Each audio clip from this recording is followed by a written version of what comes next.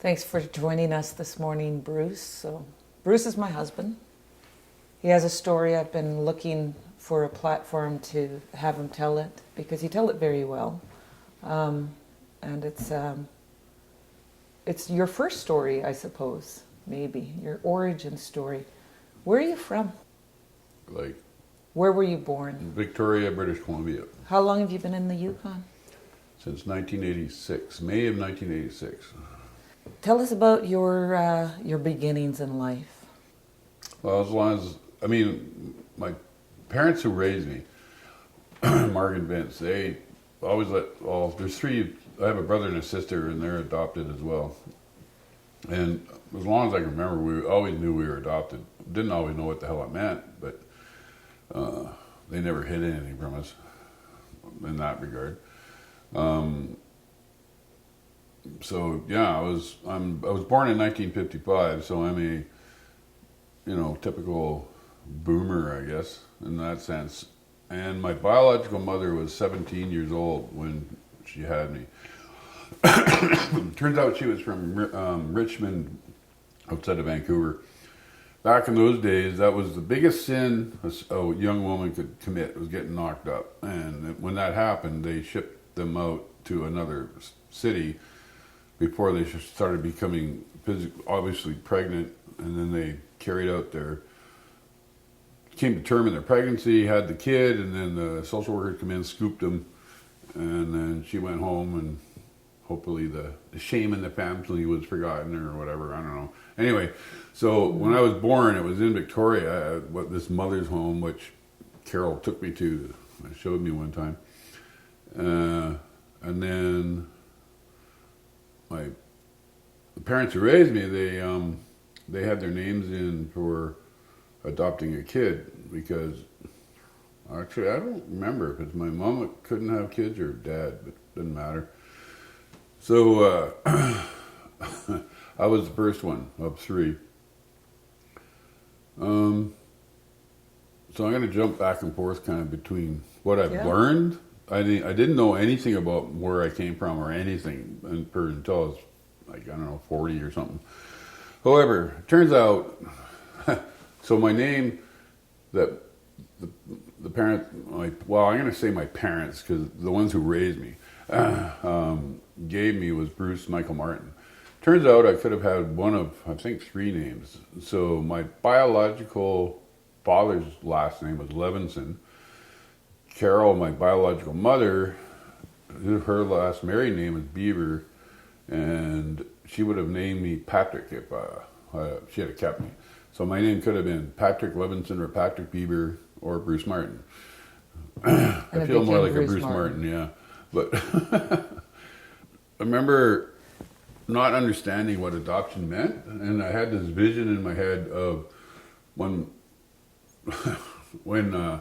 my parents went to pick a baby. It was like walking into the hospital and there'd be like a magazine rack, one of those ones that turn around, and there's all these babies in Ziploc bags or whatever on display, and they sort of, okay, that one, And then when I was really misbehaving, I remember one time asking, like, hey, you ever think about taking me back for a refund, I remember Mom getting all pissed off of that, but I think it was a show. She's probably thinking, yeah. Did you ever think about your biological family when you were young? Eventually, I think I was just too young from, like, I don't know what year, how old I would have been when I first started really wondering, but probably when I was, I don't know, my brain matured enough, if that ever happened, to understand what the concept of adoption was, and then actually, I have a biological mother out there somewhere. So I became very curious, like, I don't think obsessed, but I always wondered who she was, and primarily who she was. As I wasn't so concerned about who he was, mostly because I'm a male, and I don't know, like, so.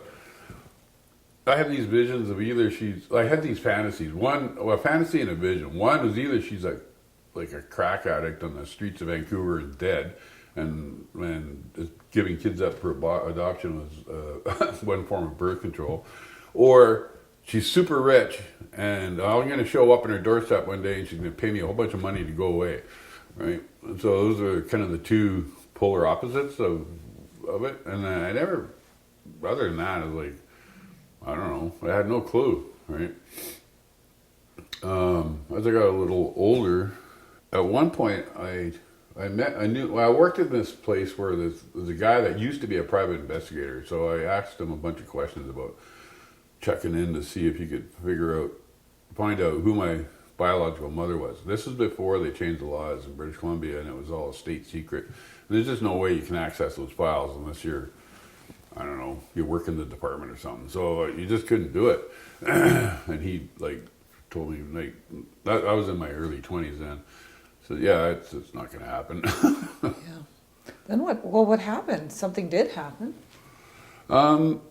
Yeah, BC changed the laws in the 80s, I think it was, where they'd open the files up. So parents, or the biological parent or child, it was a reunion registry, and you could put your name in, and if the matching name showed up, they would connect you. They would talk to each part. Well, actually, you could put your name in there, and then they would contact the other party and ask if they wanted to meet you.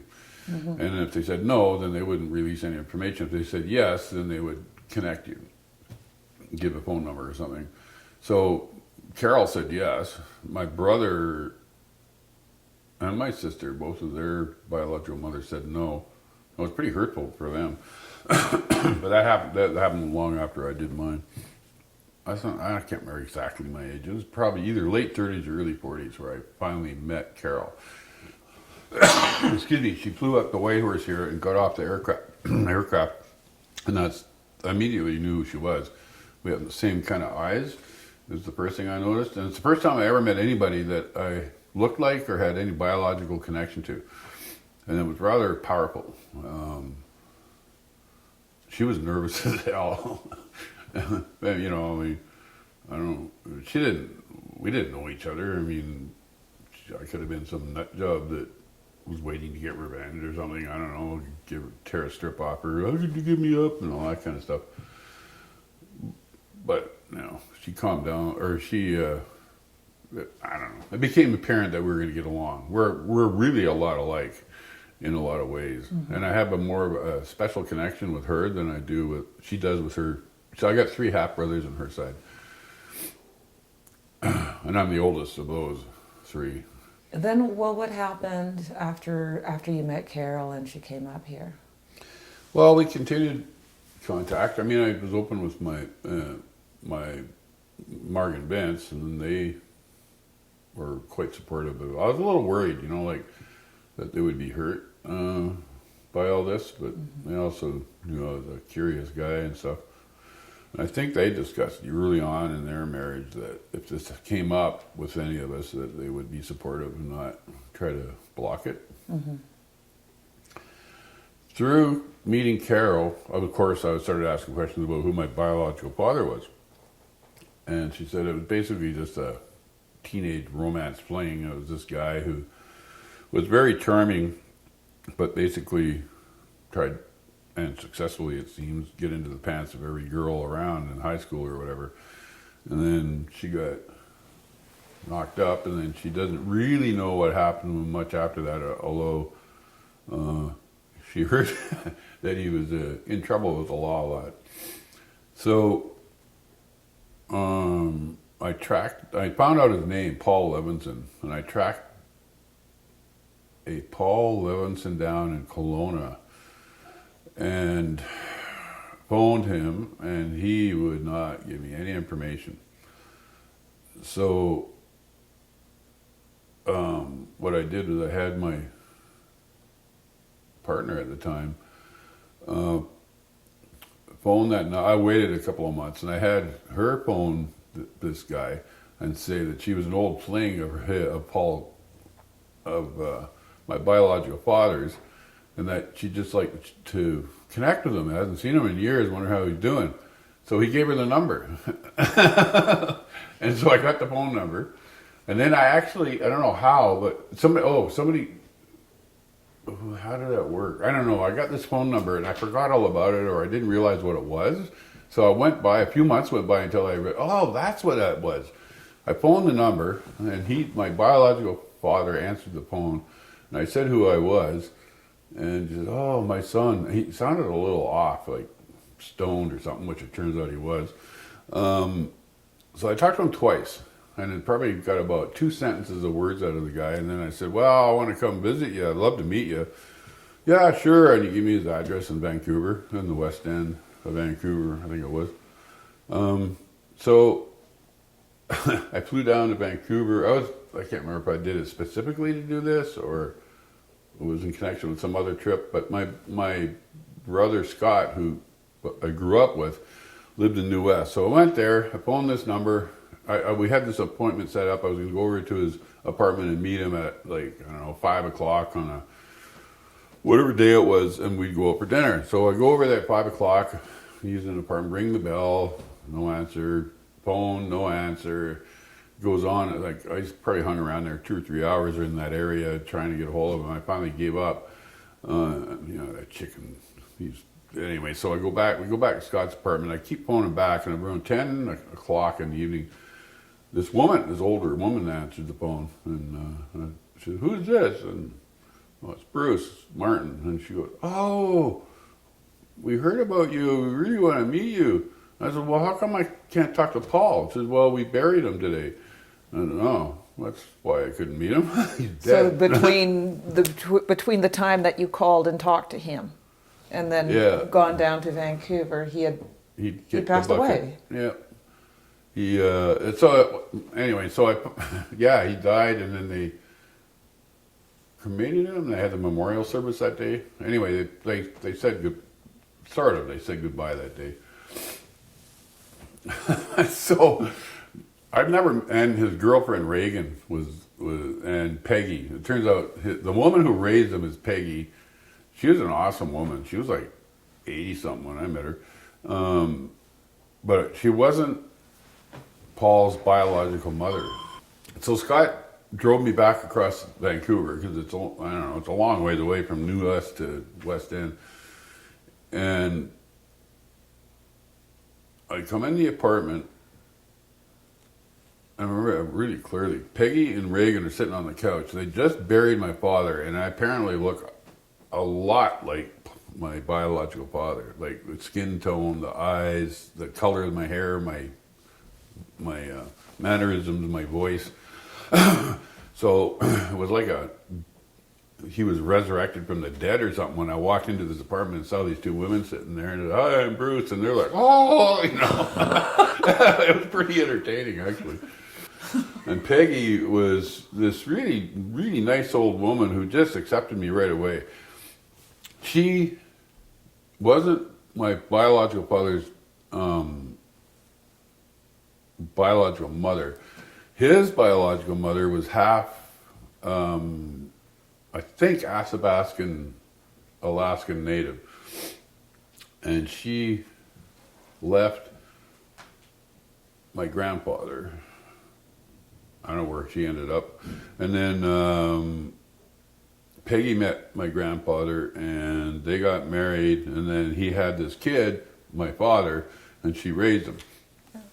So I was sort of considered her grandson. Anyway, so she lived to be 99, almost 100, like with about 2 months off 100. Mm-hmm. You met her, didn't you? Yes, I did. Yeah. She was cool, very cool woman. Anyway, I think it must have been another trip down to Vancouver. We took my biological father's ashes, and we were going to take it to Point Roberts, which is the American side. It's a little peninsula out of Vancouver that just drops below the 49th or whatever. And that's where the Levinson family spent a lot of time over the years there. That's where they wanted his ashes spread. But this Reagan was coming along for the ride to spread the ashes, and she was stoned. And my uncle Pat didn't want to take her across the border because he was worried about us getting busted for something. He didn't know what she had on her and stuff.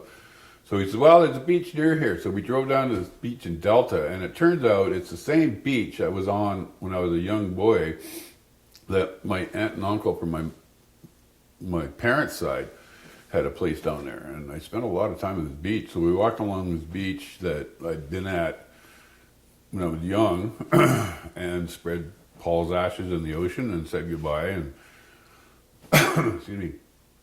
I thought that was rather, I don't know, ironic or something.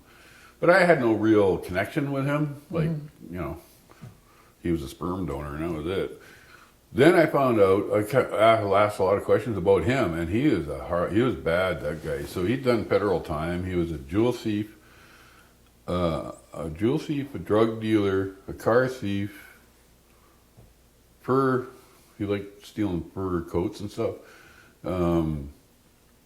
And he had a crew. Excuse me. And he was a real charmer. They said he was really bad, but everybody liked him.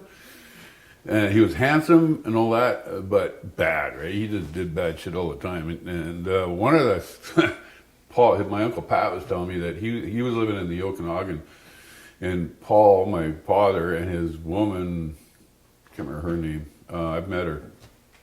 And she's like 70-something and still like just stunning. She's really good looking for 70 years old. It's like, wow. This is my half brother Christian's on his side, mom. Okay. So they went in, she'd go in, she'd get all dolled up in fur coats and rings and stuff on, and big wad of cash, and she'd walk into a jewelry store and then say, well, I'm looking for something today. She'd distract the salesman, and he'd be in there rifling through the cases and stealing diamonds and shit, like rings, when they were distracted. Well, they were in a small town. I don't know if it was Vernon or where it was, but the jewelry store figured it out and called the cops before they could get out of town. So they went to my uncle's place and they stayed there a week. Well, they had all the roads blocked off, and they were looking for these guys, and they were just laying low until the heat cooled off. And then my Uncle Pat said, look, you got to get the hell out of here. It's like, I had nothing to do with this. I don't want to be involved in it. You know, I've saved your ass for a week. Leave. And they did, and they never got caught. Apparently he went to Montreal and tried setting up his criminal shop over there, and the local, I don't know if it was the cops or the bad guys, ran him out of town. Get out of the province, don't come back. Anyway, yeah, he had quite the checkered history, and he was addicted to, I think, must have been, I don't know if it was heroin or what, but he had multiple health issues, and I think his addiction history just got him in the end. Now, though, you've reached out to as many family members, I think, as you've found out about. Your family is quite large. Yeah. One of the first things I said when I met anyone new is like, hey, it's pretty cool meeting you and all, but let's not do Christmas presents and stuff because it's going to get really expensive. And they were all cool with that. There was a time, too, since I've known you, and I remember you just calling me one day saying, you're never going to guess what just happened. That time that someone went to pick up a fellow at the airport. Yeah. So I got 3 half brothers on Carol's side, my biological mother, and I got a half brother and a half sister on Paul's side, my biological father, Patricia and Christian. I met Patricia, and then Christian, who I'd never met. So I'm helping work this function in town here, and there's people attending it, and there's a friend of mine he's driving his van, picking people up in the airport. And one of the guys getting in the van, he says, yeah, I got a half brother up here somewhere, Bruce Martin. I think he works at Young Offenders or something. And the guy driving says, oh, I know him. He's where we're going. So I'm actually selling lunches. And there's this guy, and I'm looking, he's kind of giving me the eyeball, and then he gets up to the counter and says, so you Christian? Yeah. So we met kind of randomly. It was pretty cool. If I recall correctly, you guys ended up having a weird amount of things in common. Oh, yeah. Yeah, like I got this 28-foot boat out here, and I've done a lot of halibut fishing. And he was a commercial halibut fisherman, and like flying lessons. I took flying lessons, motorcycles. Yeah, lots of different things. Have you noticed these kinds of similarities between other people you've met who are your other biological siblings? Not as much as him. Yeah, my next oldest brother on Carol's side, Dave, we look a lot alike. I think, well, yeah, like the eyes seems to be a predominant feature. Yeah, he had a boat and stuff, but none of us have ever been, like, made a point of really hanging out. Jeff and Mike, and then Dave, who's, he was a chief engineer in the BC Ferries, which is up the food chain in BC Ferry land. And then Christian, he's done a whole bunch of stuff. You still visit and hang out with everyone, really, when you have the opportunity. Yep. Every time I mean, obviously lately we haven't been able to go anywhere, but anytime you're in the area, you have, I always see you're like, okay, we visit this person, this person, this person, then we got to drive down Island, we're going to visit this. You really try to keep these connections. Yep. Yeah. Well, Carol was well, I really like her. She's very cool. We get, yeah. So, like, she lives in well, she was living in Powell River for decades, and then moved to Courtenay. But also, my lifelong friend Tony lives up in Comox. My mom, sister, and brother live in Victoria. So, you know, when I'm on the island, I just try to see everybody. Dave, the other brothers, like Christian, I saw 2 summers ago, briefly. Patricia, I haven't seen in a long time. The other brothers, I don't really seek them out. They don't seek me out. It's just they're there. It's cool. There's a family reunion this August 14th, so I'm hoping that I can get down there for that. On the Beaver side, we'll see. If I can, I'll go visit because everybody would be there, right? But I don't know. I'd like to keep the connections. One thing I've definitely, I don't know. I definitely have learned nurture versus nature, or that blood is thicker than water thing. It's not. It's who raises you. That's who you have the connection with. By a lot. So, my parents will always be Margaret and Vince, who raised me. And the other thing that occurred to me at one point in my life, probably when I was old enough